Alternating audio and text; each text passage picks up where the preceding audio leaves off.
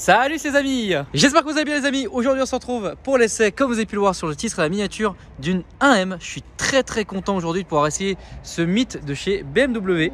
Sous le moulin les amis, on retrouve un 6 en ligne, 3 litres biturbo. Elle développe 340 chevaux, 500 Nm de couple, 24 chevaux fiscaux. Pour la partie freinage, on est sur les disques ventilés et percés de 360 mm, étrier flottant monopiston à l'avant. Et même configuration sur l'arrière, juste qu'on est sur un disque de 350 mm. Tout ça pour freiner 1 tonne 570. Et on va commencer par le coffre les amis, comme d'habitude, qui fait 370 litres. On est accompagné aujourd'hui de Eva. Comment tu vas? Ça va et toi? Ça va super. Eh bien écoute, merci à toi de m'avoir proposé justement de filmer ce beau contenu. Tu travailles pour BMW Indigo du coup? Oui. Voilà, c'est magnifique. C'est écrit d'ailleurs ici. D'ailleurs, Indigo classique, qu'est-ce que c'est? En gros, on est un concessionnaire agréé classique. Ça veut dire qu'on est agréé pour réparer toutes les anciennes BMW. Comme par exemple celle qui est dans l'atelier. Voilà, on a une 2002 turbo qui a fait le tour auto. D'accord, ok. Et qu'est-ce qu'il y a comme autre projet? Pour l'instant, réparer la 2002. Ouais, ce qui est pas mal quand même. Et après, n'importe quel client qui ramène sa classique, on y répare. Enfin, on fait ce qu'ils veulent, puisqu'on peut avoir n'importe quelle pièce. N'importe quelle pièce. Genre là, il y a une vieille série 8. Et ça, Elle est là pour être réparée. C'est magnifique. Donc voilà, il n'y en a que 2 en France et vous en faites partie. 2 concessionnaires agréés classiques. D'accord, ok. Et au-delà de ça, pour parler rapidement de Indigo, donc comme vous pouvez le voir là-haut au niveau des logos, donc ils font BM, M, la partie électrique et la partie aussi moto, et Mini qui est ici justement. Vous le savez certainement, Mini faisant partie du groupe justement de BM. Autre chose à savoir, vous faites de la VN et de la VO. C'est ça. Mais voilà, à Nice, là où on est, et à Juvisy aussi sur la N7. D'accord, ok. Donc là on est en Ile-de-France. Voilà. Région que je vais bientôt quitter. Non maman, quand cette vidéo est tournée, eh ben, enfin, je serai parti quand cette vidéo sortira. Tu serais triste du fait que je parte? Bah, très. C'est vrai. Mais je viendrai quand même à Paris de temps en temps. Bon, on continue sa voiture du coup. Donc comme j'ai dit, 370 litres. Comme vous pouvez le voir actuellement. Alors bon, je vais mettre mon sac un peu plus loin. Ici sur la gauche, on a un petit bac pour retenir par exemple, une bouteille de ce type, voilà. On pourrait le mettre là, allez. Attendez, on va faire un petit truc stylé. Ah oui, je précise une petite chose, c'est que c'est un véhicule de direction, donc il n'est pas à vendre. Et regardez. Voilà, voilà comment ça sert dans des Jeeps. Regardez comment c'est magnifique, tout le coffre, bam, voilà. Une 12 volts ici, au cas où. Et quelques kits médicales ici. Là, il y a la possibilité, ça c'est vraiment cool, de l'intérieur, de pouvoir repousser les sièges arrière. Bon, c'est un peu bête, je vais m'y mettre d'ici quelques secondes, mais voilà, je tenais à préciser cette petite chose. On peut rabattre les sièges arrière depuis le coffre, et ça c'est vraiment pas mal. Ici, le triangle de secours. Sur la droite, le réservoir qui fait 53 litres. C'est uniquement une essence. Et s'il faut filmer un peu l'aspect extérieur de la voiture, donc vraiment ça rend super bien. Le logo M. Elle est très bodybuildée, hein. Ça on peut le voir, c'est une belle voiture. On va directement se mettre à l'arrière pour voir un peu ce que ça donne. Elle est disponible uniquement en 3 portes. Et uniquement aussi en boîte manuelle 6 rapports, mais ça on va le voir juste après avec la GoPro. Donc c'est une 4 places. Au centre on a un rangement de ce type. Donc on peut mettre un téléphone ici. Pas de porte-gobelet, pas non plus d'accoudoir. J'ai envie de dire par contre c'est une voiture sportive donc forcément. Au niveau de la configuration du siège, c'est assez stylé. On a une surpiqûre orange et de l'Alcantara aussi sur les côtés avec aussi de la surpiqûre orange. Un porte-manteau ici. La liseuse qui est là. Un filet de rangement au niveau du siège. Et rien de spécial au centre. L'arbre de transmission est assez haut, hein. Franchement il n'y a pas beaucoup d'espace ici. Et sinon pour l'arrière ça va. Il reste plus beaucoup de place, hein. Autant dire que il reste 3-4 cm au-dessus de ma tête. Pas être trop grand pour être à l'arrière. Ça reste un coupé hein, forcément. Mais on est bien assis à l'arrière. Voilà, si vous n'êtes pas trop grand, vous pouvez faire un voyage. Bon, on va passer tout de suite à la partie GoPro. Avant ça, Eva, il faut préciser un peu les réseaux sociaux. Donc on a BMW Mini Indigo sur Instagram. D'accord, le lien enfin. Mini-Indigo. D'accord. Et sur Facebook aussi, et sur YouTube. Ok, tout est dans la description de toute façon. Donc voilà, magnifique. Il suffit de lire. Voilà. Oh là là, il suffit de lire. Oh là là. Et il est dans un noir assez discret. Faut savoir qu'il y avait une couleur d'origine qui était orange, qui était très flashy, que j'aime beaucoup d'ailleurs. Mais celle-ci est dans une configuration sobre. C'est vraiment une belle voiture. Voilà à quoi elle ressemble. C'est les clés de ces années-là. Dès qu'on ouvre la porte, on a la baguette en alu M avec le panneau de porte avec de l'Alcantara, pareil avec la surpiqûre orange qui rend vraiment bien. Et pareil pour le siège du coup, qui a la même configuration forcément qu'à l'arrière, cuir avec la surpiqûre orange. On a les sièges électriques avec 2 mémoires de forme. Je vais insérer la clé pour directement activer l'électronique et hop là, lever cette petite vitre. Bonjour Eva. Bonjour. Bonjour. On va faire ton copilote. Oui, tu vas être ma copilote. Donc le volant, voilà, en cuir, avec le petit logo M ici. Et les surpiqûres aux couleurs M. Donc phare automatique forcément. Le petit bouton M qui est ici que je vais expliquer juste après. Et ensuite, je n'avais pas vu ça parce que je viens d'entrer dans la voiture. C'est la 67e sur 100 en France. Ouais.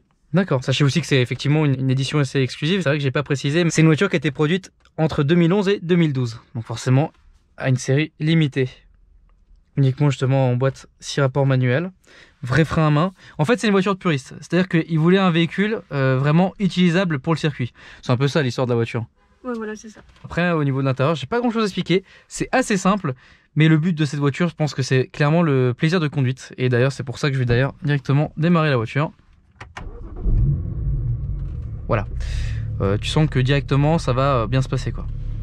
Bah, écoute, je vais directement mettre ma ceinture et puis on va partir gentiment essayer ça. Elle a un régulateur de vitesse aussi. Enfin, ça reste une voiture qui est daily utilisable d'ailleurs. L'une des premières choses qui t'a un peu choqué, toi, c'est que tu t'attendais pas du tout à ce que l'embrayage soit aussi souple.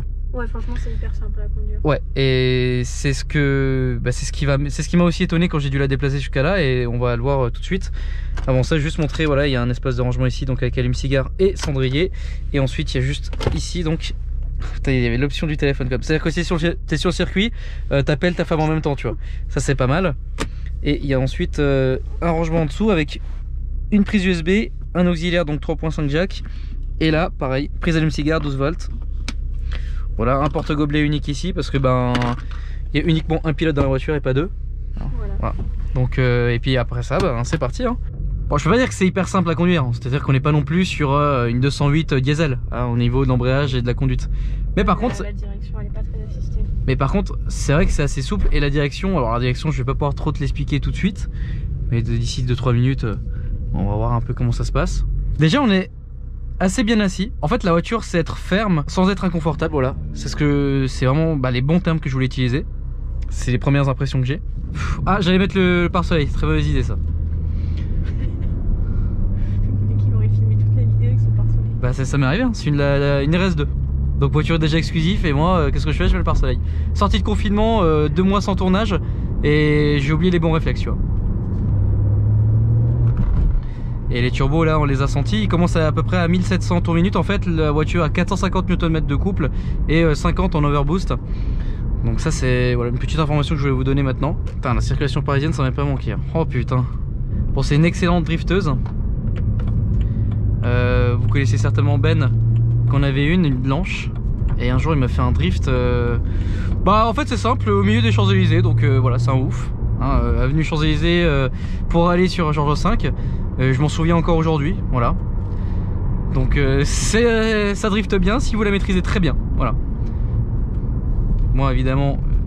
Ah putain mais il est grand ce rond-point là. Ouais. Bah tu vois typiquement, je parle de ça, typiquement sur un rond-point comme ça, voilà quoi. Oh là là là là. Et là tout droit. D'accord.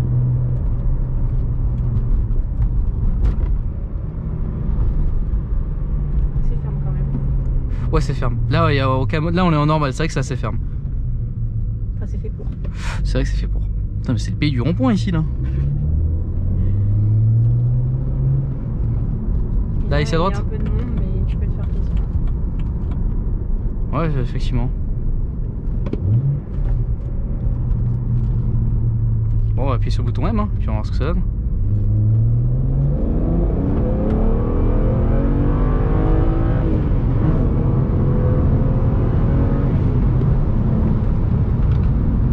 Ça avance bien.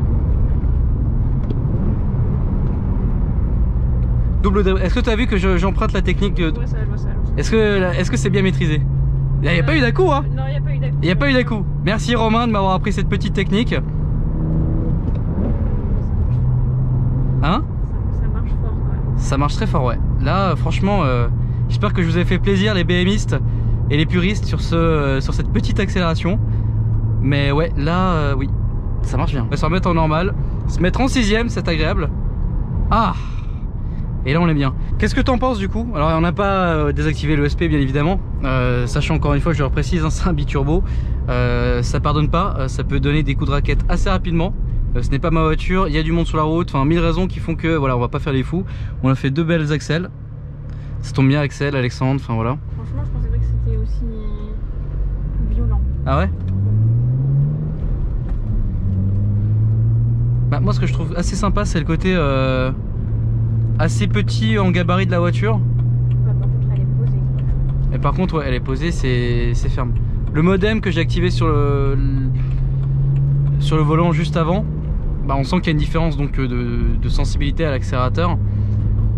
Mais voilà, c'est à dire que la voiture elle-même déjà est radicale, c'est à dire qu'il n'y a pas de mode M ou je ne sais quoi encore. Voilà, il y a le bouton ici, il y a le SP là, voilà, ça change juste la sensibilité à l'accélérateur et deux trois petites choses.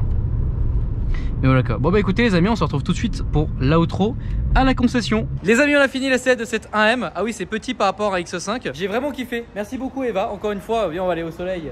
Au soleil. On va préciser aussi une autre chose, c'est qu'il y a eu 2500 exemplaires dans le monde, dont 100 pour la France.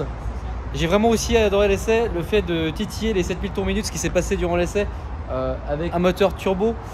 Ça fait plaisir. Franchement, bon, ça a fait un sacré son. Aussi préciser que la voiture est 100% d'origine. C'est ça. Merci beaucoup Eva. Avec plaisir. Les amis, si vous avez kiffé cette vidéo, n'hésitez pas à la liker, à vous abonner et à commenter. Et moi, je vous dis à la prochaine pour une nouvelle vidéo. Salut!